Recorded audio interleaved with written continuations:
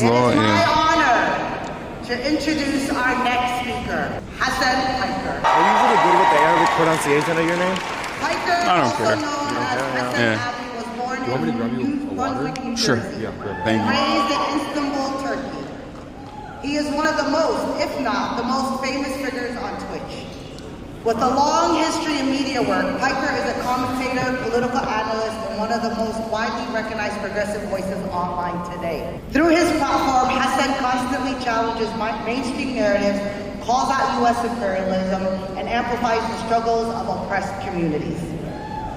Hassan uses his far reach to raise awareness around Palestine, exposing the realities of occupation, apartheid, and genocide, while standing firmly with those fighting for liberation. Thank you. Please join me in welcoming Hassan Piker. Thank you. Hello. I hope I'm not too tall for this. Can everybody hear me? Let's do a quick test. All right? We're going to do we'll start off with a little chant just to make sure that my voice is echoing through all the way over there to the back. From the river to the sea, Palestine will be free. From the river to the sea, Palestine will be free. All right, that's pretty good. Okay. I just want to say it's a real honor to be here, surrounded by so many like-minded individuals who see right from wrong, who recognize the cruelty of the illegal entity of Israel. A lot of you have family members, a lot of you have loved ones that have paid the ultimate price and have been martyred. A lot of you understand the humanity of the situation, and many of you have been around and a firm advocate for Palestinian emancipation for decades, myself included. And I will say that in these dark times, when we are all constantly flooded with images of Israel's unlimited cruelty, at least the silver lining in all of that is that this movement has finally grown, this movement has finally reached a boiling point, and that people, tens of thousands, if not hundreds of thousands of people all around the world, including even in the Western world, where they were completely oblivious to the things that were happening in Palestine, are finally awakening to the realities of Israel and its genocide. First and foremost, no one would be aware of this reality if it wasn't for the Palestinians themselves, who every single day bravely take out their cameras and try to communicate to the rest of the world, who have been left in the dark for so many years, for 100 years plus, about what Israel has done to them. The bravery that they exhibit every single day, the courage that they exhibit to show what is happening to them, is the reason why so many people have woken up to this reality, to the reality of Israel's genocide. So I just want to commend every single person that has played a role, including yourselves as well, in amplifying that message and showcasing exactly what's happening. Now, as far as my own personal experience goes, I want to start back with October 7th, even though history obviously didn't start there, no matter how hard Zionist Hasbers try to claim it did. On October 8th, it seemed like Americans, at least by my experience, were not ready for a Muslim dude named Hassan to say, hold on, all of the violence that you're seeing on your screens is still very much a consequence of Israel's unrestrained cruelty and its sovereignty and its occupation over the Palestinian population. 75 years at that point of ethnic cleansing, apartheid, never offering Palestinians a contiguous state, even in areas like the West Bank that the international community has given as an olive branch. And people left my community. People said that I was a terrorist. There were websites that were instantly launched a week after October 7, 2023, to carefully and meticulously follow every single thing that I was saying and activate the ADL and numerous other Hasbara organizations, numerous other Zionist organizations that masquerade as Jewish advocacy groups in an effort to deplatform people like myself and every other person who was brave enough to say the truth, who at least would do the bare minimum. to recognize exactly what was going on and to try to engage others in a broad awareness campaign. And it doesn't feel as lonely anymore as it did in the many years prior to October 7, and certainly in the immediate aftermath of October 7. Now, this is not even a sacrifice in the grand scheme of things, because I think saying the truth is of utmost importance. That's what matters more than anything else. Recognizing right from wrong matters more than anything else in this situation.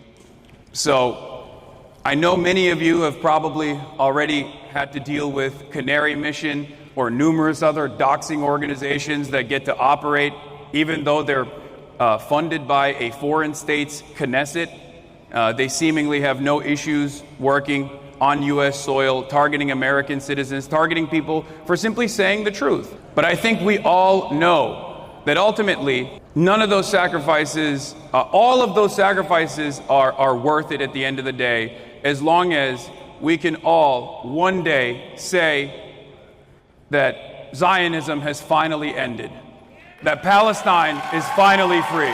I'm here to tell you not to get discouraged when it seems as though even with all of our collective voices, we might come across as powerless, we might feel as powerless, we might feel like change is not happening as fast as we want to. We know that every single new day can mean more death and destruction for the Palestinians, people we know, people we love, people we communicate with on a daily basis. But ultimately, their sacrifices are not in vain, and we can't let their sacrifices be in vain. Because if we go silent, if we feel discouraged, if we lean into nihilism, and if we forget about Palestine, if we forget about the Palestinians, then Israel wins. It's that simple. Some of the cruelest, most evil people on this planet want you to be silent. They want you to feel discouraged. That is the reason why they engage in doxing operations. That's the reason why they immediately call the manager and try to get you fired.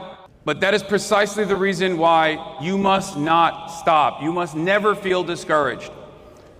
I like to always say, it's easy to feel powerless in the face of such tremendous cruelty. I totally understand how some people want to tap out every now and then. But you must never succumb to nihilism. You must always maintain revolutionary optimism. You must always continue to organize. You must always continue to agitate. Because the quicker we can create enough insurmountable pressure that causes the American state to recalculate its double suicide pact with Israel, the quicker we can save as many Palestinian lives as possible. We do it for those who have been martyred, and we do it for those who still remain. They are resilient. They have no other option. They must survive. Their everyday existence is an act of resilience. They are steadfast, and we must do it for them. We must be steadfast in our movement as well. Whenever you feel like change is not coming, and you feel like nihilism is kicking in, remember, if you can't find it in your heart to see a better future, do it out of spite to continue this movement. Out of spite for every single person that you encounter, some of the worst people out there, the Michael Rappaports of the world, the Amy Schumers of the world, the Itamar Ben-Gvirs of the world, Satan Yahoo, find that anger within your heart to continue. Spite is also a good enough motivator, because those are the worst people out there, and they want you to be silent. They want you to go away. They want you to feel discouraged. They want you to feel scared. So always remember, as long as you have the truth on your side, and we all do in this situation, in this genocide, as long as you continue pushing, the dam will inevitably break. And we are closer than ever before in arriving at that solution, in arriving at justice for the Palestinian population. I know it doesn't feel like it, but the reason why there is additional pressure from Western states, like the prescription of Palestine action in the UK, or, that's right, I know, fuck the UK, participating in genocide, while also simultaneously offering conditional recognition to a Palestinian state. Palestine exists. The Palestinians exist. It's not up to you to decide that. But the reason why Western leaders have realized that they have to be even more cruel and suppress speech even more actively, hands-on. My friend Mahmoud Khalil spoke earlier today. He was unjustifiably arrested. He still has a court case that's pending. This administration is doing things that actually undermine the very fabric of American society, beyond the colonial exploitation, beyond the death and destruction, beyond the upholding of violent systems like white supremacy. The Americans actually at least had a couple things that they advocated for unconditionally, like free speech. And now they're eroding that fundamental principle. They're eroding that fundamental constitutional protection at the behest of a foreign state. And I'm telling you right now, I speak to Americans all the time, people from very different backgrounds than mine, and they're angry too. So it's up to all of us to activate them. It's up to all of us to motivate them. Become undeniable. Become unavoidable. And keep up the pressure no matter what. And one day, we will see a free Palestine from the river to the sea. Thank you. What's going on? Thank you for your words. Thank you for laying out what we are up against in our struggle for Gaza and our struggle for Palestine.